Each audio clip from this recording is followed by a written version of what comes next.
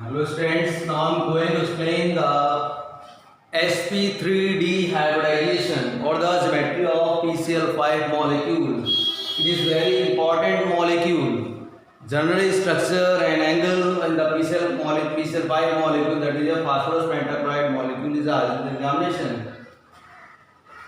For the structure or geometry of the molecule of PCl5 molecule, you must understand the sp3 hybridization. Atomic number of phosphorus is 15. Ground state electronic configuration will be 1s2, 2s2, 2p6 and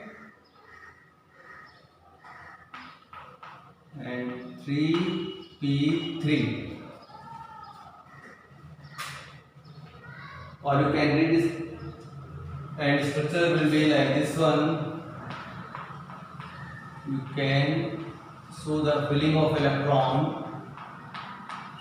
in this one. In this way, you can fill the electron. You can show the filling of electron. There are 3 electrons in the p orbital. It means covalency of phosphorus is 3. But PCl5 molecule covalency of phosphorus is 5. What happens? Phosphorus when excited state,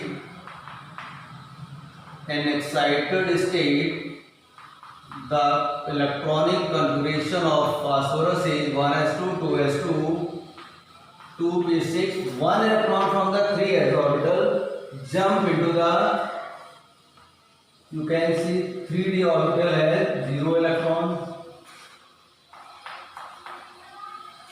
But in this way, 3s1, 3p3, 3d1.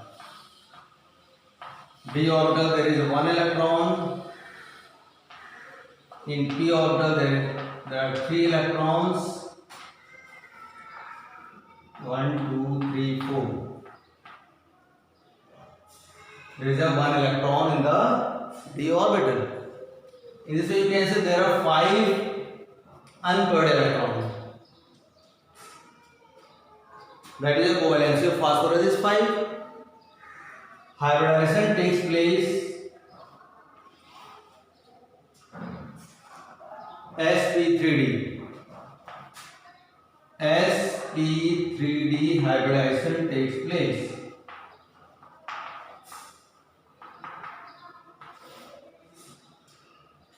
Structure, that is a further. You can take a screenshot, then I am going to further explain. Structure of PCl5 molecule is like the central atom is phosphorus. There are 3 chlorine atoms and these 2 chlorine atoms.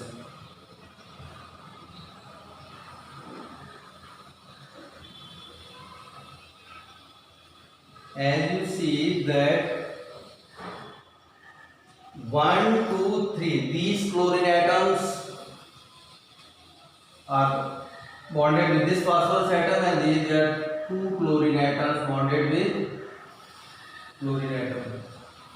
The chlorine atom which are bonded with this one, this chlorine and this chlorine. This bond is called axial bond.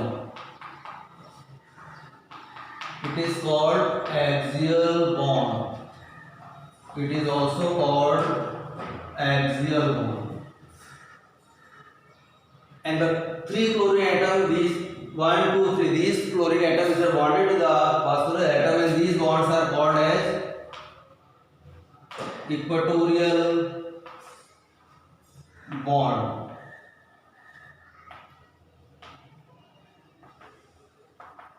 Equatorial bond. It is also known as equatorial bond.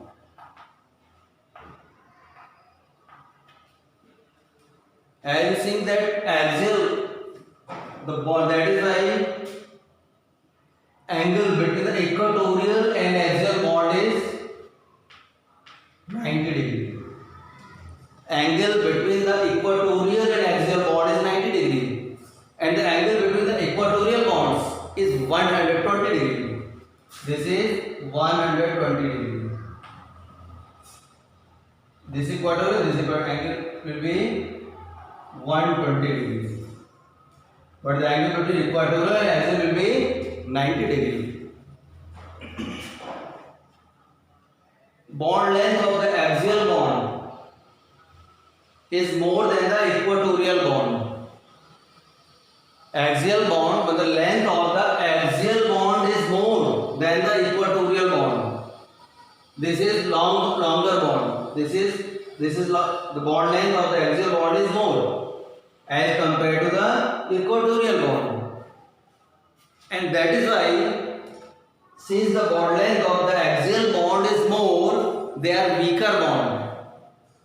You can note the sentence whatsoever I am saying. That axial bond length is more than the equatorial bond. That is why axial bonds are weaker than the equatorial bond.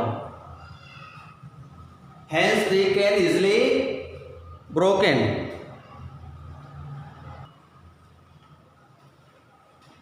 Equatorial bond length is 2.04 angstrom, while the axial length of the axial bond is 2.19 angstrom. Axial bond length is 2.19 angstrom, while the equatorial bond length is 2.04 angstrom. Since axial bonds are length of the axial bond is more, that is why they are weaker. When PCl5 is heated, it is decomposed into PCl3 plus Cl2. These two bonds are broken. Hence PCl5 is thermally unstable compound. PCl5 is unstable as compared to the PCl3.